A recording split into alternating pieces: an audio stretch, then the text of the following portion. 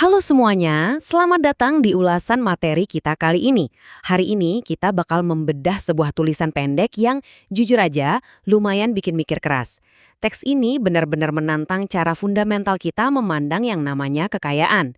Pernah nggak sih ngerasa frustasi karena tabungan kayaknya makin lama makin nyusut nilainya? Atau ngerasa udah kerja banting tulang, tapi secara finansial kok stuck di situ-situ aja? Nah, materi yang bakal kita bahas ini nawarin perspektif yang cukup radikal. Kita bakal ngomongin sebuah pergeseran filosofi yang lumayan besar, yaitu gimana caranya kita lepas dari mindset yang cuma berpusat pada uang fiat tradisional. Ini bukan sekedar tentang ngecek angka di layar atau mantau grafik bursa ya. Ini tentang gimana kita mendefinisikan ulang nilai, keamanan, dan pastinya kebebasan kita sendiri. Yuk langsung aja kita mulai. Oke, mari kita selami ini lebih dalam. Teks ini ngebuka argumennya dengan sebuah observasi yang saya yakin banget kita semua pasti pernah ngalamin. Bayangin deh, pas pertama kali Anda punya aset baru, sebut aja Bitcoin. Apa sih yang pertama kali kita lakuin? Pasti kita langsung ukurnya pakai dolar, atau rupiah, atau uang lokal lainnya kan? Penulis menyoroti kalau pertanyaan pertama yang refleks muncul di kepala kita itu selalu kira-kira harganya hari ini berapa ya? Ini beneran udah jadi refleks otomatis. Bangun tidur, hal pertama yang dicari HP, buka aplikasi, cek grafik, terus deg-degan lihat aset kita secara uang kertas lagi naik atau malah turun. Terus, gak butuh waktu lama, pertanyaan berikutnya langsung nyusul nih di kepala kita. Kita mulai bikin skenario-skenario sendiri. Wah, apa gue harus cairin pas harganya nyentuh 100 ribu dolar ya? Menurut materi ini, kebiasaan kayak gini tuh nunjukin betapa dalamnya sistem lama tertanam di psikologi kita sebagai investor. Sadar atau enggak, kita secara otomatis pakai mata uang tradisional sebagai garis finish atau tolak ukur kesuksesan. Rasanya tuh kayak investasi kita belum benar-benar ada nilainya sampai kita ngejualnya dan ngubahnya balik jadi tumpukan uang kertas yang biasa kita pakai sehari-hari.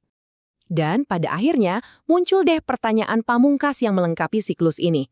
Jadi, berapa nih nilai dolar dari total semua aset yang saya kumpulin? Rentetan 3 pertanyaan tadi itu benar-benar motret standar kelakuan kita di dunia finansial modern. Kita selalu aja ngekalkulasiin total kekayaan kita berdasarkan seberapa banyak uang fiat yang bisa kita tarik. Tapi ingat, penulis materi ini ngasih catatan penting. Cara mikir kayak gini tuh wajar banget, ya karena memang begitulah seluruh sistem finansial di dunia ini beroperasi. Tapi, disinilah materi kita ngasih sebuah tikungan tajam yang mengubah segalanya. Penulis dengan tegas bilang, ya mikirin semuanya dalam nilai dolar itu emang normal, tapi sebenarnya itu adalah sebuah jebakan. Loh kok bisa disebut jebakan? Karena menurut teks ini, selama Anda masih ngukur kesuksesan dan nilai finansial pakai dolar, Anda itu sebenarnya masih terikat dan tunduk pada sebuah sistem yang dari sananya itu udah cacat. Mindset yang berpusat pada dolar ini ngunci Anda dalam aturan main lama, yang jujur aja pada akhirnya nggak dirancang buat keuntungan jangka panjang Anda. Jadi, poin krusialnya adalah kita harus paham dulu apa yang dikritik habis-habisan oleh penulis sebagai permainan lama dari mata uang tradisional ini. Pertama, sistem fiat ini digambarin sebagai permainan di mana kekayaan Anda itu meleleh secara diam-diam tiap tahun. Ini ibarat es batu di ruang terbuka, alias daya beli yang terus kemakan inflasi. Kedua, Anda dipaksa buat berlari kencang hanya untuk diam di tempat. Ini analogi yang ngena banget sih, kayak kita lari di treadmill. Kerja keras banting tulang tiap hari, tapi secara finansial kita nggak benar-benar maju. Dan poin ketiganya yang paling tajam, penulis berargumen kalau permainan ini memang sengaja didesain buat bikin Anda terus-terusan ngerasa lelah, cemas, dan ujung-ujungnya bangkrut.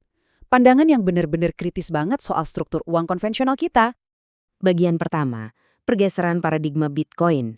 Nah, teks ini menyarankan kalau sekarang adalah saatnya kita membalikan permainan tersebut.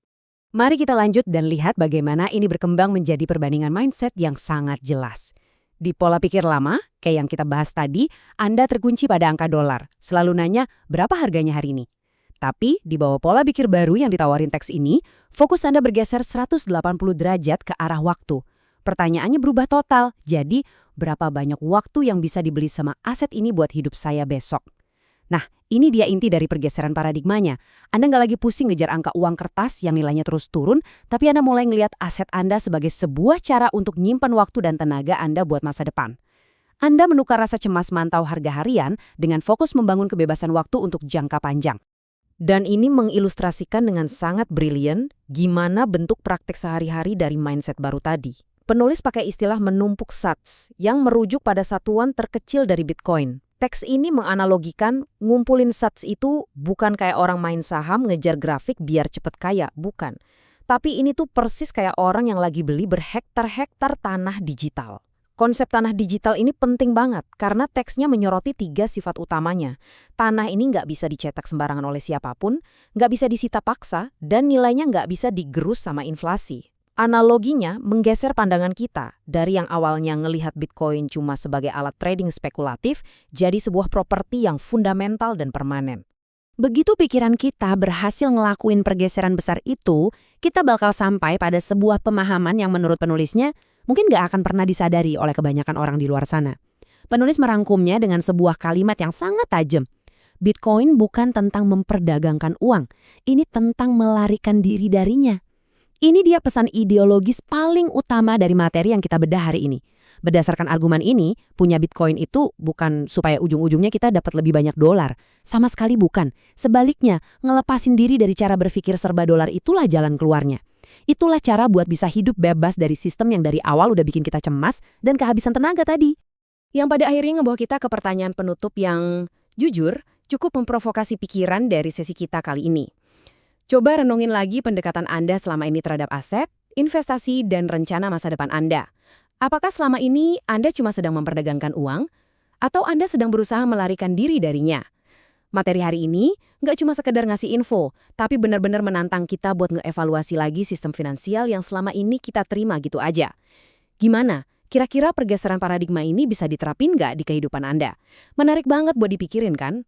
Terima kasih udah ngikutin ulasan mendalam ini, tetap kritis, terus perluas wawasan Anda, dan sampai jumpa di ulasan materi kita yang berikutnya.